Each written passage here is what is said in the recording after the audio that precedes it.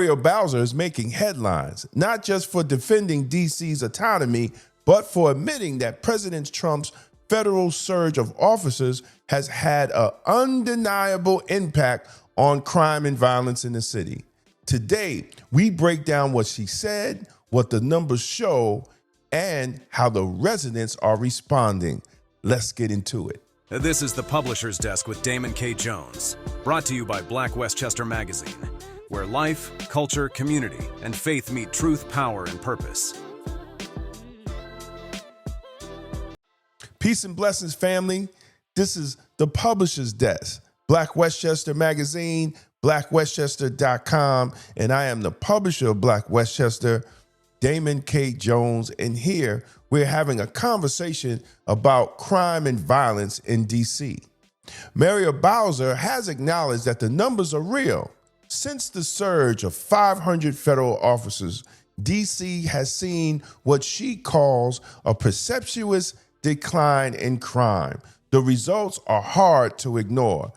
This is what we think in just a couple of weeks of experience has worked. Having more federal law enforcement officers on the street. We think having more stops that got to illegal guns has helped. We think that there's more accountability in the system, or at least perceived accountability in the system, that is driving down illegal behavior. We know that we have had fewer gun crimes, fewer homicides, and we have experienced an extreme reduction in carjackings. The results are hard to ignore. Carjacking down 90%. Robberies down 60%. Overall violent crime down more than 25% citywide. That we and other people compare crime now to when we ask ourselves, how are we doing? Which is we compare how crime is now to the same period of time in the prior year. The reason for that is that crime can be seasonal, so we want to have a consistent basis for comparison. In the yellow, you see the most traditional comparison that we have, which is over the period of time in which we've had a federal surge this year, what did it look like last year? And so you see fairly precipitous declines, particularly in robbery, carjacking, and overall violent crime. If you were to go to MPD's website and look at crime cards and look at violent crimes with a gun, it'll more or less mirror the robbery, about a 60% reduction in crimes involving a gun when we look at the period of time now to the past time. But then, because of the scrutiny, you said, well, what else, how else do we look at it? So if you look at to the right of the slide, you see, well, let's compare within this year. Look at the 20 days since the federal surge compared to the 20 days prior. And the way to read those numbers is not based on last year, but recognizing we already had good momentum coming into the federal surge, and it made it better. And so on the far right, and I'll just sort of look at the violent crime, the very far right was sort of the year to date prior to the date of the surge. It was down about 26%. And as a result of the drops we've seen during the surge, you see it tick upwards. And the most significant manifestation of this we really see in carjackings, which, as the mayor said, is a crime that strikes fear in many people because you can be targeted quite randomly.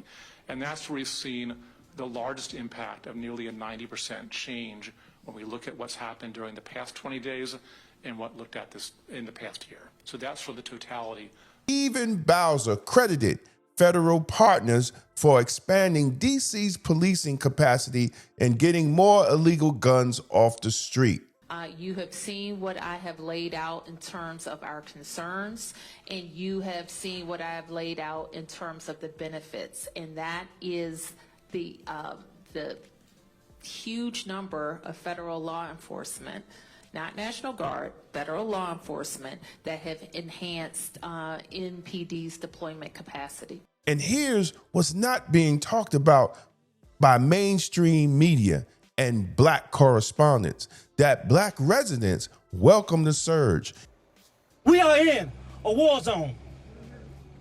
And those who have not been affected by it directly, you will be directly or indirectly if we don't do something now.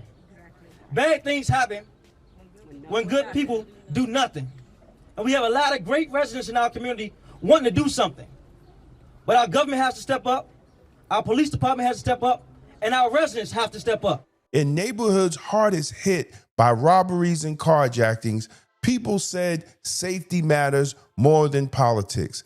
This challenges the myth that Black community don't want police. The truth, they do want police, but they want professional and respectful police. Monuments, get something to eat, and check out the sights in Washington, D.C. And not get robbed, carjacked, or killed by somebody who looks like me. So right now I'm down here in Union Station, as you can see behind me. Yes, yes, yes, yes. And I walked through Union Station. It was different. See, I'm from DC. I live here. So I can tell you, I can be honest. I'm not going to lie to you. It was nice. I don't even want to leave. Union Station. They literally, it feels different. Like usually when I walk through, it's got this odd darkness. It's like you're walking through some sort of demi hood at night. And now it feels more light, upbeat. It definitely feels safe. But see, I can say that because I'm from here. That DC was going to be looking like Germany in the 1930s. If you go around DC and talk to the residents after Trump's decision to federalize the city, it sounds like the residents pretty happy to me. It's crazy. Every time Trump do something, y'all had this emotional ass outrage. Then the shit y'all say it's going to happen never happens. Just like y'all said, we was going to be slaves again when he got elected. But anyway, after it doesn't happen, it's straight silence. Then y'all about something else. Make it make sense. They said FBI, DEA, ICE, it's all that outside in Washington, D.C. I don't even got to look over my shoulder no more. I'm walking around with this shit. I ain't hiding none of this shit. I'm walking blocks with this motherfucker. Listen, jump out on me if you want. I'm gonna scream. They're gonna be here in 33 seconds. As soon as you jump out, get that shit up. Ah! Yes, we got the National Guard, but y'all really that upset? I'm not. Can I tell you why? I've been to multiple funerals in the last year. Multiple. I have a personal friend of mine who lost her daughter to gun violence. She was 3 years old. You think I'm mad? I'm more mad that she got killed than I am at Trump. See, y'all pick and choose what y'all want to be mad at. But when them little ass boys was outside shooting up neighborhoods and all of these little kids was getting killed, I ain't see all this anger. I ain't see all this outrage in this row. Why? Because it ain't hit your doorstep? Y'all mad about the wrong shit. Y'all mad about the wrong. Y'all should be mad at these kids outside and they ain't got no control. That's what y'all should be mad at. The real issue in cities like DC, Baltimore, Chicago, Philadelphia isn't that residents reject policing. The problem is dysfunctional police departments, understaffed, overworked, poor managed, and disconnected from the communities that they serve. Too often, even under Black mayors, let's be honest, even under Black mayors, residents get the worst of both worlds. Too little protection and too little respect. But still, Bowser has admitted that there were some problems on how the surge was rolled out. Mass federal agents created confusion. ICE detentions fueled fear in the immigrant communities, and critics say the surge blurred the lines between local and federal authority. Bowser stressed that DC must maintain local control even while crime drops. Looking ahead, Mayor Bowser promised to hire and retain 500 new police officers, expand mental health and youth treatment programs, strengthen violent intervention initiatives, and work with the council on new accountability measures. She made it clear that long-term safety will require more police, more prosecutors, and stronger prevention programs. And that's exactly the problem facing Black communities around the country. Not enough police officers, not enough outreach, not enough investment in crime prevention. Every Black community is suffering the same thing. Every black community is suffering the lack of police officers in their community. And they rather pay police officers overtime than hire more cops. And that is a public safety issue. And we don't look at this issue right here as people that live in black communities and hold our elected official accountable. We will still be facing crime and violence. Unfortunately, for what people are seeing, Trump has forced black elected officials in black communities to face the hard truth. You have to change how you do public safety in black communities, whether you like it or not. Mayor Bowser may not like how the surge happened, and so many other black elected officials and the Democratic Party. But even she has admitted that the results are undeniable. For residents, especially in black communities, the message is clear. They don't want less policing. They want better policing. They want professional policing. They want well-trained police. And in Washington, the numbers have proved when law enforcement shows up, crime goes down. So what do you think, brothers and sisters? Do you think that the black community needs better, professional, and more well-trained police?